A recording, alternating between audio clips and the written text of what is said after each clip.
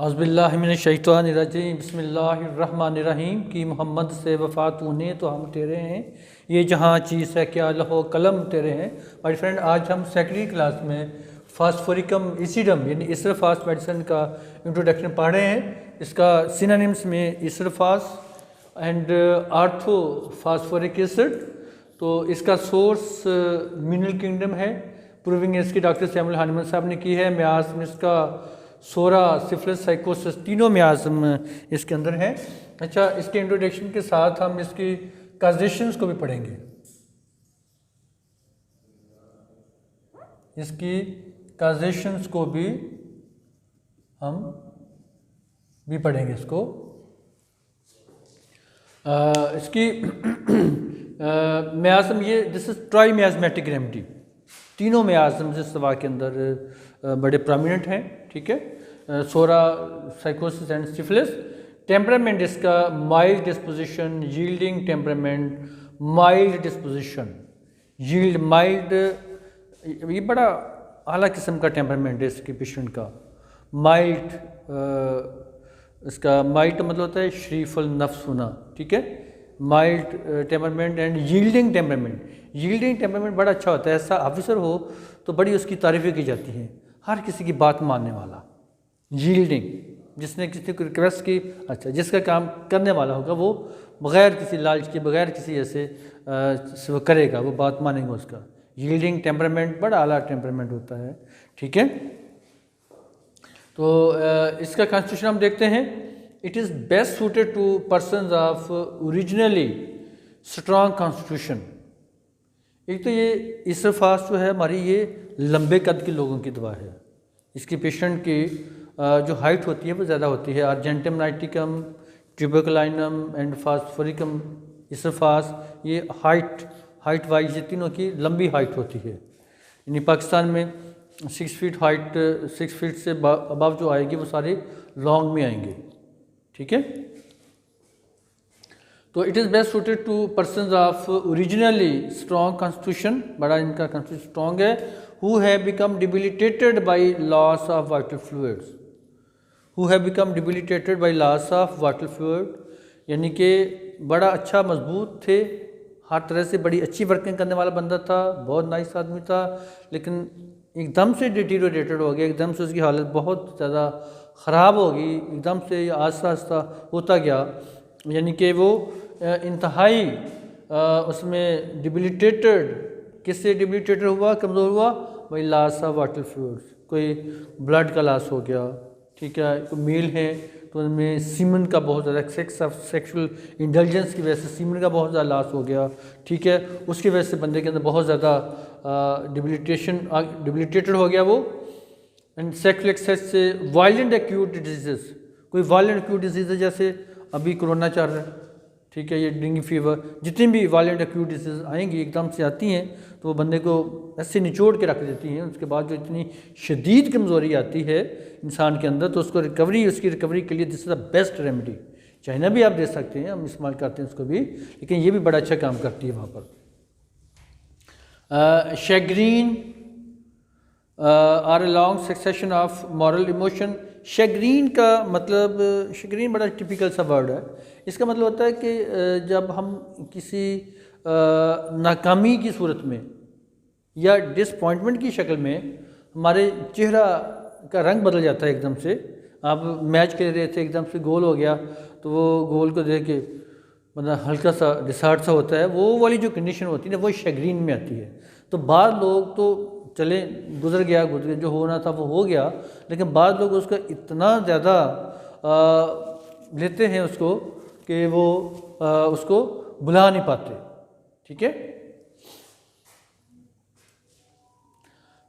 Violent acute chagrin are a long succession of moral emotion. Grief, disappointed affection, grief की ये बहुत बड़ी medicine है हमारी, ग्रीफ की बहुत बड़ी मेडिसिन है। ग्रीफ, एक तो ग्रीफ है, गम है, दूसरा बाज़ का ग्रीफ जो जब मसलन एनी काइंड ऑफ ग्रीफ, किसी प्यारे की डेथ हो गई है उसकी वजह से ग्रीफ आ गया, किसी डिसपॉइंटेड लव के केस में ग्रीफ किसी भी हालत में ग्रीफ है।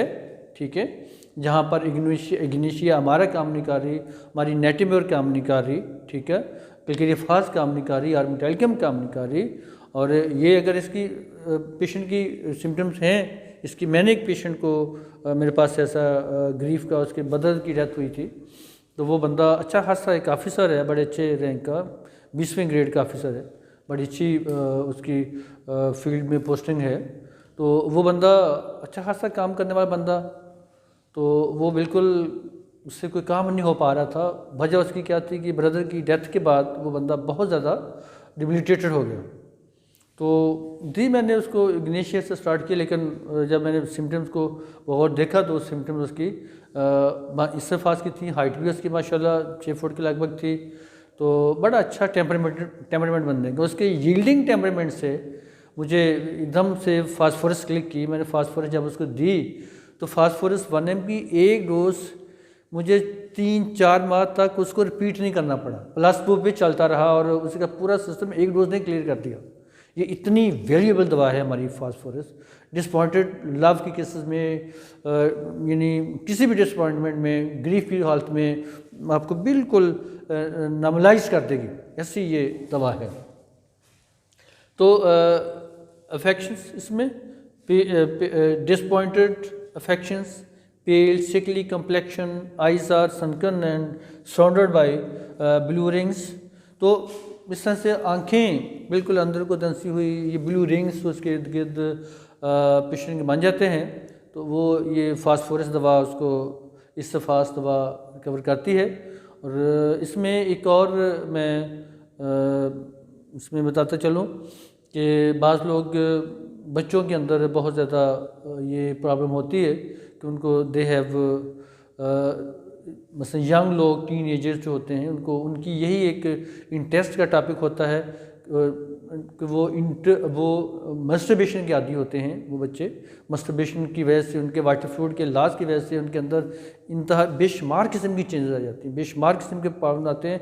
उन सब को ये फास्फोरस जो है वो रिकवर करती है और उनके अंदर एक जान लेके आती है, नई ज़िंदगी लेके आती है।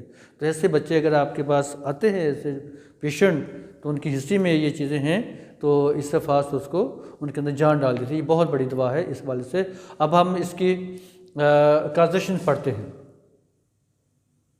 अब हम इसकी काजेशन देखते हैं। तो पहली काजेशंस हमारे फास्फोरिकम एसिडम के पेशेंट की, बैड न्यूज़ कोई बुरी ख़बर सुन लेने के बाद जो मुख्तलिफ प्रॉब्लम्स क्रिएट होते हैं, कोई किसी का ब्लड प्रेशर हाई हो गया, बंदा कोलैप्स में चला गया, कोई फेंट हो गया, ठीक है, इस तरह से कुछ प्रॉब्लम हो सकते हैं। ग्रीफ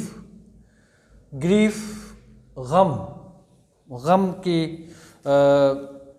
कोई किसी के बिछड़ जाने का गम, किसी के फौत हो जाने का गम, किसी के मसलन कोई बंदा धोखा दे गया, उसकी वजह से उसका जो ग्रीफ है, गम है, वो आपको फील होता है पेशेंट को, और उसकी हालत से ख़राब होती जाती है। इसकी वजह से बहुत सारी बीमारियां उसके अंदर आ सकती हैं।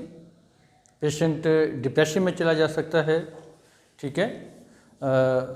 बिछड़ा इस अदासे के रुत ही बदल गई, एक शख्स सारे शहर को वीरान कर गया।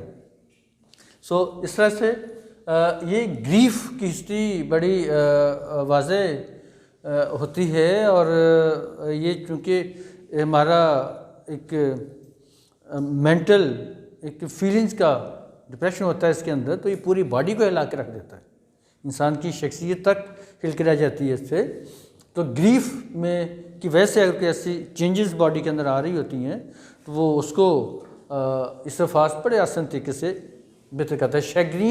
शैग्रीन का मतलब होता है कि किसी डिसपॉइंटेड के बाद, को सपोज कोई गेम खेल रहे थे, वहाँ आप फेल हो गए, गोल हो गया आपको, या आप हार गए, तो हारने के बाद बंदा एक अजीब सी कैफियत, एक शर्म सी अपने अंदर ही अंदर फील करता है। Shagreen, this is shagreen. तो बाद लोग इस तो डजेंट मैटर फिर क्या हुआ, ठीक है ना, लेकिन बाद लोग इसको बड़ा वो फील करते हैं, वो ऐसा फील करते हैं कि वो बीमार हो जाते हैं। और कुछ भी हो सकता है उस बंदे के साथ फिर जो इसको फील करेगा।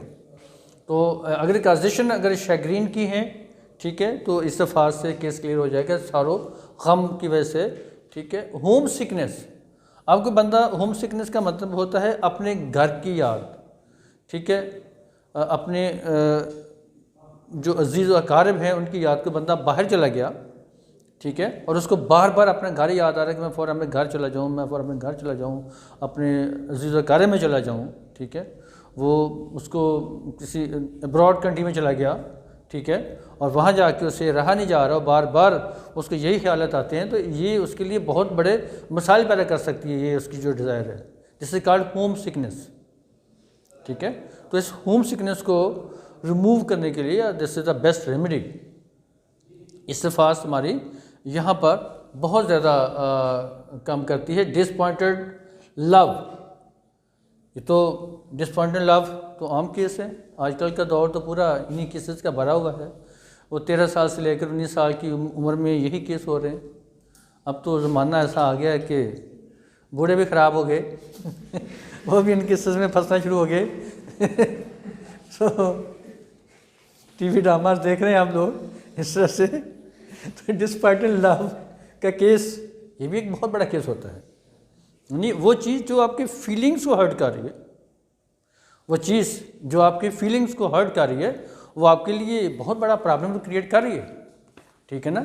रोते हैं लोग, फिर ज़रा सी बूंदें गिरी तो आंखों से आंसू भी आ गए, बारिश से इसकी याद का रिश्ता ज़रूर है। इस तरह का शेर जो मैंने शायद अच्छे तरीके से नहीं पूरा पढ़ा, तो ये इस तरह का सिचुएशन होती है, ज़रा सी भी कोई चीज़ उससे रिलेटेड बंदे को याद आती है तो बंदा परेशानी की हालत में चला जाता है, और मे बी उसका बीपी हाई रहना शुरू हो जाए, मे बी वो डिप्रेशन में चला जाए, एंग्जाइटी में चला जाए, इवन मैं तो ये भी कह दूँगा ब्रेन हेमरेज तक उसको हो सकता है, कुछ भी हो सकता है इन केसेस में। अगर कोई बंदा इंतहाई सेंसिटिव है इन केसेस के साथ, ठीक है, तो उसके लिए कुछ भी हो सकता है।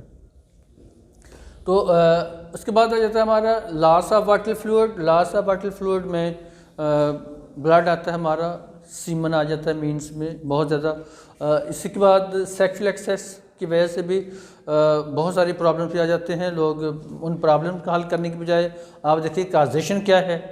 अगर आपको काजेशन मिलती है सेक्सुअल एक्सेस की, तो वहाँ पर आप इसी सिमिलरली ओनानिज्म या मैस्टरबेशन की भी एक्सेस की वजह से जो प्रॉब्लम आते हैं, इसी ने उसको क्लियर करना है, ठीक है। तो इंजरीज़ वगैरह, कोई पुरानी इंजरीज़ हैं, इंजरीज़ के बाद से ही बंदे की, पेशेंट की जो हालत है वो ख़राब होना शुरू हुई, वो जो डिजीज़ उसके अंदर है वो इंजरी के बाद ही एडवांस होती चली गई, तो फिर इससे फास्ट हमारी काम है कि शॉक में चला गया पेशेंट। इससे drinks, rich foods and fruits, इससे ड्रिंक्स जो हमारे बोतलें वगैरह सोडा ड्रिंक्स लेते हैं आप, कोक है, ये इस तरह से जितनी भी कोल्ड ड्रिंक्स हैं, ये सारी की सारी जो कि एसिड्स बेस रखती हैं, वो पीने से डाइजेशन और ख़राब जिनकी होनी शुरू होगी। पहले वो पीते के बाद में स्टमक में अल्सर बन गए, कोई और प्रॉब्लम बन गए, तो वहाँ पर आपकी एसोफेगस बड़ा अहम रोल अदा करती है। सो माय डियर फ्रेंड्स, आज हमने एसोफेगोस्फोरिकम का इंट्रोडक्शन पढ़ा है और उसकी काजेशन पढ़ी हैं।